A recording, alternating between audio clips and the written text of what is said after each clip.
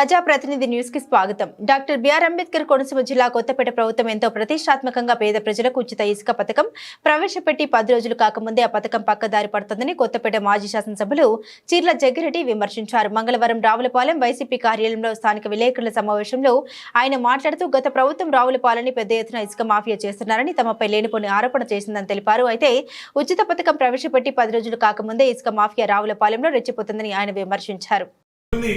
మన వైఎస్ఆర్ కాంగ్రెస్ పార్టీ తరఫున కొత్తపేట నియోజకవర్గం తరఫున మేము డిమాండ్ చేస్తున్నాం.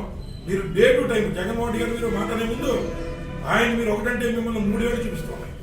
ఆ 3 ఏళ్లలో మీరు ప్రజలకు మంచి జరిగే విధంగా మీరు సంక్షేమ కార్యక్రమాలు అమ్మఒడి ఎప్పుడు ఇస్తున్నారు, రైతు భరోసా ఎప్పుడు ఇస్తున్నారు, అలాగే నిరుద్యోగ వృత్తి ఎప్పుడు ఇస్తున్నారో దాని మీద మీరు రాష్ట్ర ముఖ్యమంత్రిగా దృష్టి పెట్టాలి తప్ప తెల్లవారు వేస్తే ఈ యొక్క క్యారెక్టర్ అసాసినేషన్ చేయడమో లేదా ఉన్నటువంటి నాయకులు కించపరిచే విధంగా కార్యక్రమాలు చేయడం మీదే ఈ రాష్ట్ర ప్రభుత్వం మరి దృష్టి పెట్టిందని మేము భావిస్తున్నాం.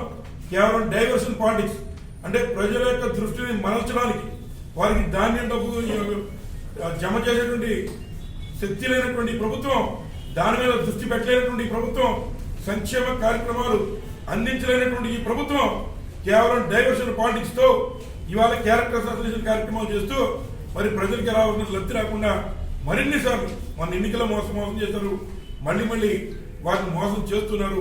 కాబట్టి ఇమీడియట్ గా దాని మీద మరి వారు ప్రతిస్పందించాలని కోరుతారు. ఒకరికి కూడా తెలుసు భౌగోళికంగా మరి ఇసుక రీచ్లు ఎక్కువ ఉన్నటువంటి పరిస్థితి. సరే చంద్రబాబు నాయుడు గారు చెప్పారు మేము ఇసుక ఉచితంగా ఇస్తున్నాం మాట చెప్పారు.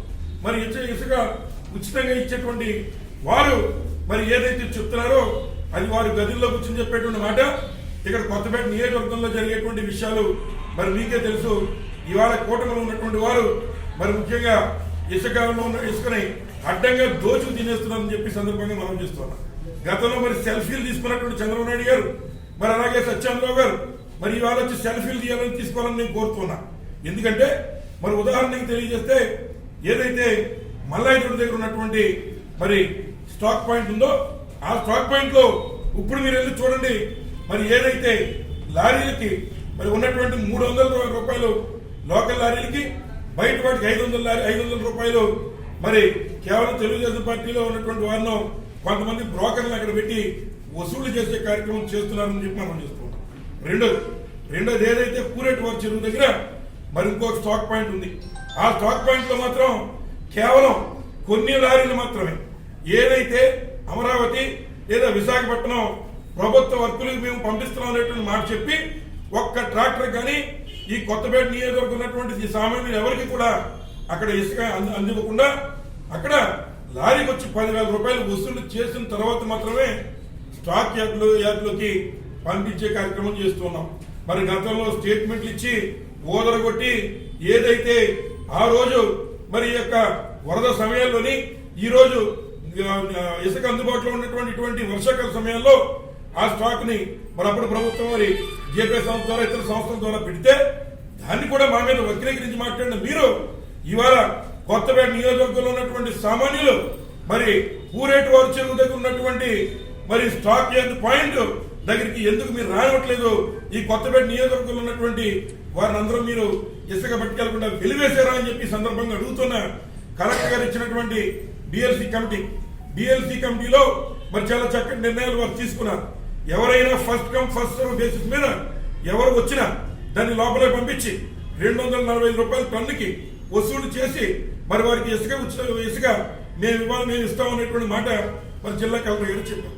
మరి జిల్లా కలెక్టర్ గారే గైడ్ లైన్ల రకంగా పెట్టినప్పుడు ఈ రోజున మరి 300-500 రూపాయలు కలెక్ట్ చేస్తున్నటువంటి వారు దానికి రసీదు ఇస్తారా అని అడుగుతున్నారు. 1 పాయింట్ ఏది ఉన్నటువంటి పూరేటి వారి చెరువు దగ్గర. అలాగే మరి ఏదైతే రెండోది పూరేటి వారి చెరువు దగ్గర మల్లాయిగూడ ఉన్నటువంటి శాండ్ రీచ్ లో మీరు 300-500 రూపాయలు ఉన్నటువంటి సామాన్యుల దగ్గర అలాగే ఇక్కడ యూనియన్ల దగ్గర ఏ రకంగా వసూలు చేస్తారని అడుగుతున్నారు.